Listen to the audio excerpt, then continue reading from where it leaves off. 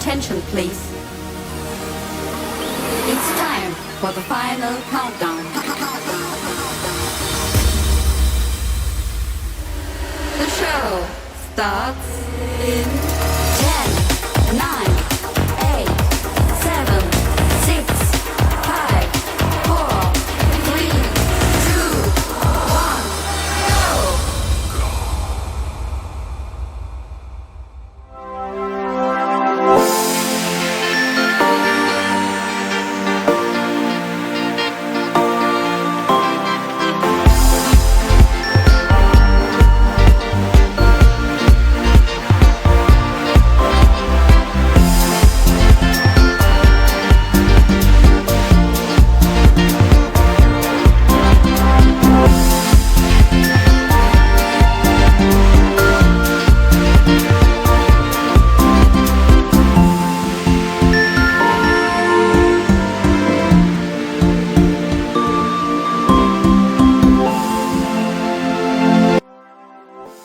Objektif utama ia bagi memberi kesedaran tentang kepentingan keselamatan kepada kanak-kanak, sentiasa mengawasi anak-anak ketika di tempat awam, pentingnya ilmu mempertahankan diri dalam diri kanak-kanak.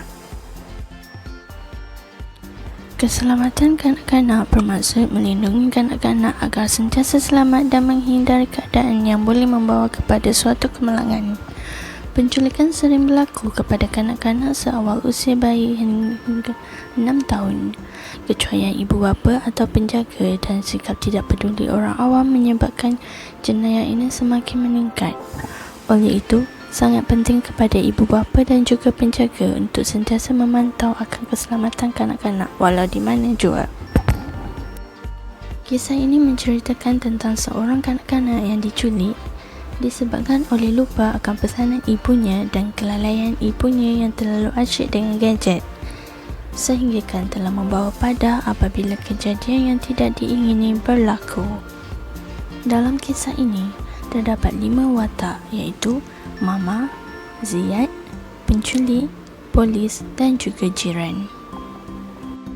Intan memegang watak sebagai mama, Ziyad memegang watak sebagai kanak-kanak yang hilang, Sarah memegang watak sebagai penculik, Mira memegang watak sebagai jiran, dan Adawiyah memegang watak sebagai anggota polis. Pada suatu petang,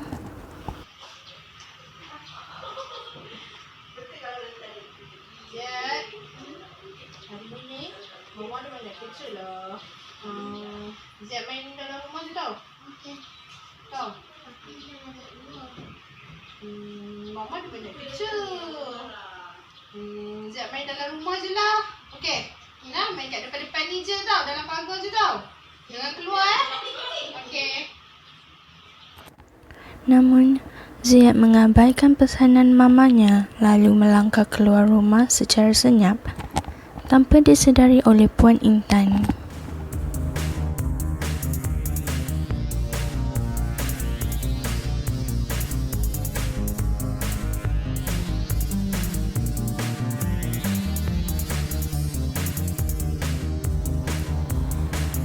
Ziyad terus ke taman permainan berhampiran rumah dan bermain seorang diri.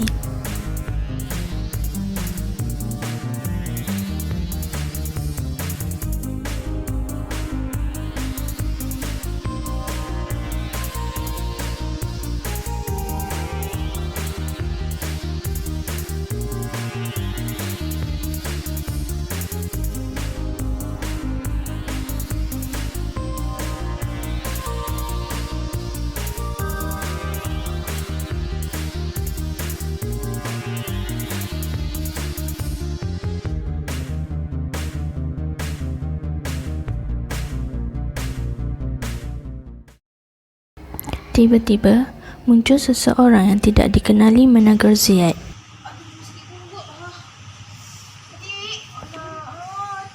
sini je dik. Dik, kat sakit perut dah. Kat sini ada tanda dik. Adik, kat mana tanda dik?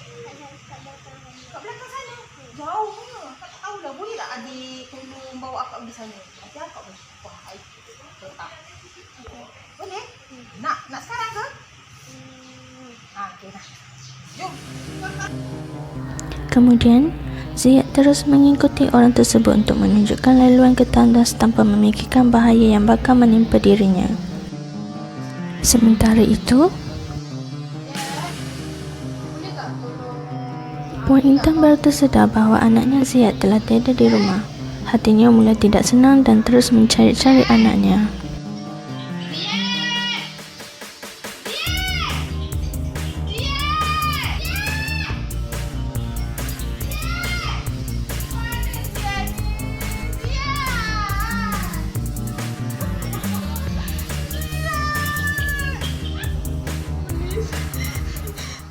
Saya nak buat laporan. Anak saya hilang. Lelaki 5 tahun. Baik Tuan. Terima kasih. Tolong Tuan. Apabila tidak menjumpainya, Puan Intan terus menghubungi pihak polis untuk meminta bantuan.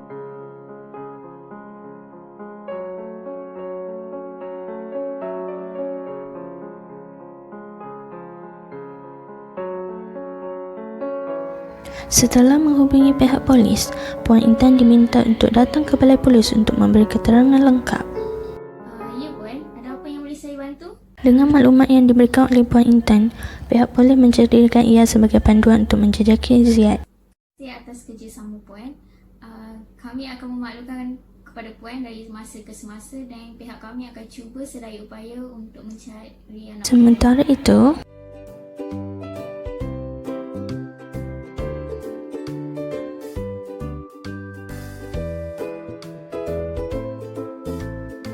Cik Mira, jiran seberang padang, sedang menghirup udara luar. Tiba-tiba, dia ternampak anak jiran yang dikenalinya. Itu bukan anak Kak Intan ke? Dia buat apa seorang-seorang kat situ? Main seorang-seorang. Namun, dia mengesyaki sesuatu yang aneh. Macam je. Dia bagi apa pula tu? Kejap. Dia macam nak culik je. Serius lah. Kena call polis ni. Kerja harimau yang sedang tidur, masuk jalan mati susah untuk hidup. Korbankan harga diri kerana ego, nanti kena tangkap. Dengan segera, Cik Mira terus menghubungi pihak polis untuk melaporkan kejadian yang telah berlaku. Assalamualaikum, selamat pagi. Boleh saya bantu je? Saya nak buat aduan ada cubaan menculik lah. Okey, baik. Kita akan menjenakkan dia. Kerja harimau yang sedang tidur, masuk jalan mati susah untuk hidup. Korbankan harga diri kerana ego, nanti kena tangkap dengan polis ego. Jangan kerja harimau tidur. Ego. Di jalan mati susah hidup. Wow. Punca berlakunya penculikan adalah kerana tidak mengindahkan pesanan ibu bapa, kelalaian ibu bapa yang terlalu leka dengan gadget, bermain seorang diri tanpa ditemani oleh orang dewasa, melayani perlawanan oleh orang yang tidak dikenali, kurang pendedahan tentang kesan-kesan penculikan. Kesan-kesan penculikan kepada kanak-kanak adalah seperti mangsa akan mengalami trauma, dijadikan sebagai tebusan sehingga boleh meragut nyawa, menjadi mangsa penjualan organ, kehilangan orang tersayang, merendahkan tahap kepercayaannya terhadap orang sekeliling. Kesimpulannya, pendedahan mengenai kes penculikan kepada kanak-kanak amat penting supaya dapat mengelakkan dari kanak-kanak mengikut orang yang tidak dikenali. Oleh itu, ibu bapa haruslah sentiasa memastikan bahawa anak-anak sentiasa di bawah pengawasan ibu bapa atau penjaga bagi mengelak sebarang perkara negatif berlaku.